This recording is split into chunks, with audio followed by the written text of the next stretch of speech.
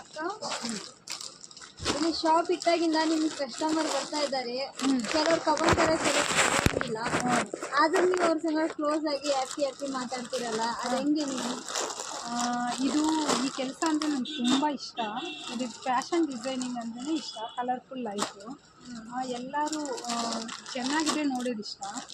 ಅದಕ್ಕೆ ನನಗೆ ಅವರು ತಗೊಳ್ದಾಗ ಅವ್ರಿಗೆ ಇದು ಸೂಟ್ ಆಗುತ್ತೆ, ಇದು ಸೂಟ್ ಆಗಿಲ್ಲ, ಆ ಥರ ಗೊತ್ತಾಗುತ್ತೆ.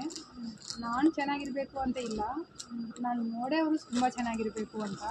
ಅದರಿಂದ ನನಗೆ ಇದು ತುಂಬ ಇಷ್ಟ ಕೆಲಸ ಅಲ್ವಾ, ಅದಕ್ಕೆ ತುಂಬ ಚೆನ್ನಾಗಿ ಇಂಟ್ರ್ಯಾಕ್ಟ್ ಆಗ್ತೀನಿ, ಎಲ್ಲರ ಜೊತೆ ಮಾತಾಡ್ತೀನಿ. ಅವ್ರ ಟೇಸ್ಟ್ ಗೊತ್ತಾಗುತ್ತೆ.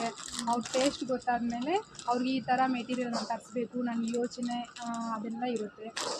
ಈ ಕಸ್ಟಮರ್ ಬರ್ತಿದ್ದಾರೆ, ಈ ಥರ ಮೆಟೀರಿಯಲ್ ಕೊಡಬೇಕು, ಈ ಕಸ್ಟಮರ್ ಬರ್ತಿದ್ದಾರೆ, ಈ ಥರ ಮೆಟೀರಿಯಲ್ ಲೈಕ್ ಮಾಡ್ತಾರೆ. ಇದೆಲ್ಲ ನನ್ನ ಲರ್ನಿಂಗ್.